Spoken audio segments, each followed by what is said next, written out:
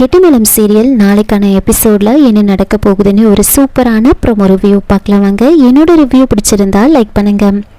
கவின் அவங்களோட நிலத்தோட டாக்குமெண்ட்ஸை மகேஷ் கிட்ட கொடுத்துட்டு அஞ்சலி கண்ணில் படாமல் அந்த வீட்டை விட்டு கிளம்பிடுறாரு.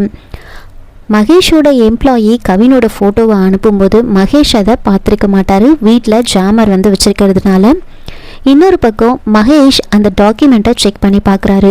அதில் லக்ஷ்மியோட பேரை மென்ஷன் பண்ணியிருக்கோம். அதில் அவரோட தங்கச்சின்னு போட்டிருக்கிறத பார்த்ததுமே இவரோட தங்கச்சி சைன் பண்ணால் மட்டும்தான் இதை ரெஜிஸ்டர் பண்ண முடியும் அப்படின்னு அஞ்சலி கிட்ட விஷயத்த சொல்கிறாங்க. அஞ்சலி அந்த டாக்குமெண்ட்டை வாங்கி பார்க்கும்போது அதில் கவினோட பேர் மென்ஷன் ஆகிருக்கிறத பார்த்து கவினை பற்றி யோசிச்சுட்டு இருக்காங்க. ஒருவேளை அது கவினா இருக்குமோ அப்படின்னு யோசிச்சுக்கிட்டு இந்த பேரில் எத்தனையோ பேர் இருப்பாங்க அப்படின்னு சொல்லி விட்டுடுறாங்க. உடனே மகேஷ் இந்த விஷயத்த கவினோட அப்பா கிட்ட சொல்கிறாங்க. உங்கள் தங்கச்சி சைன் பண்ணால் மட்டும்தான் இந்த லேண்டை ரெஜிஸ்டர் பண்ண முடியும்னு சொன்னதுனால அவர் அதை பற்றியே யோசிச்சுக்கிட்டு ரொம்ப டென்ஷனாக இருப்பார். அப்படியே டிலே பண்ணிகிட்டே போகிறாரு. இதனால் கவின் அவங்க அப்பா கிட்ட ஏன் இப்படி டிலே பண்ணுறீங்க அப்படின்னு கேட்க அவர் உண்மையை சொல்லாமல் வேறு ஏதேதோ காரணத்தை சொல்கிறாரு. இதை பார்த்து லக்ஷ்மி அவர்கிட்ட பேசுகிறாங்க. என்ன விஷயம் அப்படின்னு கேட்க அதுக்கு அவர் இந்த மாதிரி லக்ஷ்மி சைன் பண்ணால் மட்டும்தான் இதை ரெஜிஸ்டர் பண்ண முடியும்னு சொல்லியிருக்காங்க, அதான் என்ன பண்ணுறதுன்னு தெரியல அப்படின்னு பேச அப்போ கவினோட அம்மா சொல்கிறாங்க, நான் லக்ஷ்மி கிட்ட பேசுகிறேன், அவங்க வீட்டுக்கு போய் லக்ஷ்மி கிட்ட நான் பேசிட்டு வரேன், கண்டிப்பாக லக்ஷ்மி சைன் பண்ணுவா அப்படின்னு சொல்ல நீ அந்த வீட்டுக்கு போகக்கூடாது, என்ன மீறி நீ அந்த வீட்டுக்கு போகக்கூடாது அப்படின்னு சொல்லியிருப்பாங்க. அதுக்கப்புறமா கவின் அவங்க அப்பாவை கன்வின்ஸ் பண்ணுறாங்க. அதுக்கப்புறம் கவினோட அம்மா லக்ஷ்மியோட வீட்டுக்கு போகிறாங்க. லக்ஷ்மி துளசி பற்றியே நினச்சிக்கிட்டு அப்படியே திடீர்னு மயங்கி விழுந்துட்டுருப்பாங்க. இதனால் லக்ஷ்மியை சிவராமன் ஹாஸ்பிட்டலுக்கு ஆட்டோவில் கூட்டிகிட்டு போயிட்டுருக்காங்க. அந்த ஆட்டோ ஓட்டுறவர் சிவராமனோட ஃப்ரெண்டு. அப்படியே பேச்சு கொடுத்துக்கிட்டே ஓட்டிகிட்டே போக திடீர்னு அந்த ஆட்டோ டிரைவருக்கு ஹார்ட் அட்டாக் வந்துடுது. ஹார்ட் அட்டாக் வந்ததுமே சிவராமனுக்கு என்ன பண்ணுறதுனே புரியல. டக்குன்னு எப்படியோ ஆட்டோவை நிறுத்திடுறாங்க.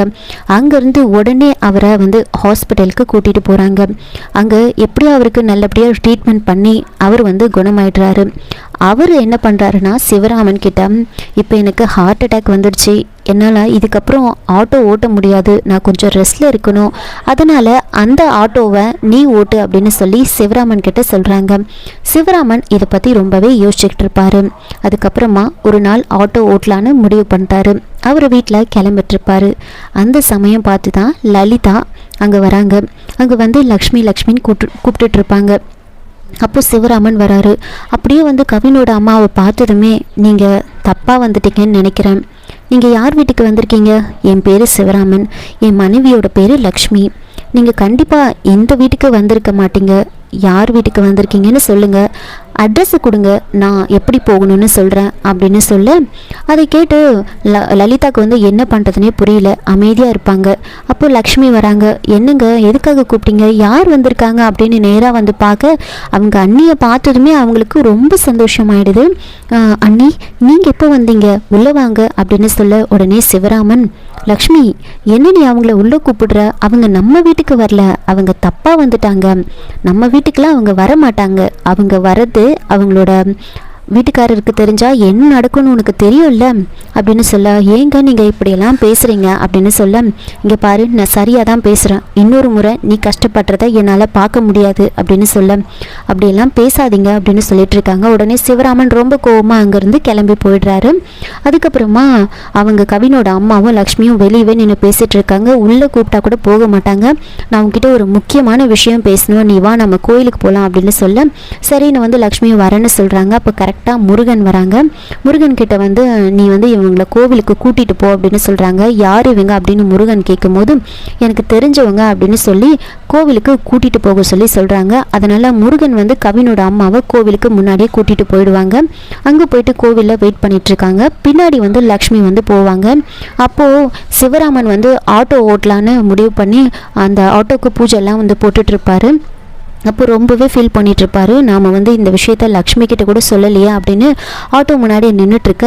அப்போ கரெக்டாக வந்து லக்ஷ்மி எதிர்க்க வராங்க. ஆப்போசிட்டில் வந்ததுமே இவங்க மாஸ்க்கு கேப் எல்லாம் போட்டுட்டு ஆட்டோக்குள்ளே ஏறி உட்காந்துடுறாங்க. லக்ஷ்மி அவங்கள க்ராஸ் பண்ணி போனதுக்கப்புறமா சிவராமனுக்கு ரொம்ப சந்தோஷமாயிடுது. நம்ம முதல் முறை ஆட்டோ ஓட்ட போகிறோம், கரெக்டாக லக்ஷ்மி நம்ம எதிர்க்க வந்திருக்கா, இனிமேல் நமக்கு எல்லாம் நல்லது தான் நடக்கும் அப்படின்னு சொல்லி ரொம்ப சந்தோஷமாக அந்த ஆட்டோவை ஓட்டிட்டு போகிறாங்க. அதுக்கப்புறம் லக்ஷ்மி என்ன பண்ணுறாங்கன்னா நேராக போயிட்டு அவங்க அண்ணியை பார்த்து பேசுகிறாங்க. அப்போது கவினோட அம்மா வந்து விஷயத்தை வந்து சொல்கிறாங்க, இந்த மாதிரி வந்து ஒரு நிலத்தை வந்து நாங்கள் விற்க போகிறோம், ஒரு ஐடி கம்பெனி ஸ்டார்ட் பண்ணுறதுக்காக, அது வந்துச்சுன்னா நிறைய பேருக்கு வேலை கிடைக்கும் அப்படின்னு விஷயத்தை சொல்ல, அது எனக்கு ரொம்ப சந்தோஷம்தான். நான் எப்போவுமே எங்கள் அண்ணனுக்கு அவமானத்தை ஏற்படுத்தவே மாட்டேன். நான் வந்து கண்டிப்பாக வந்து இந்த நிலத்துக்கு வந்து நான் சைன் பண்ணுறேன் அப்படின்னு வந்து சொல்கிறாங்க. இதை கேட்டு அவங்களுக்கு ரொம்ப சந்தோஷமாயிடுது.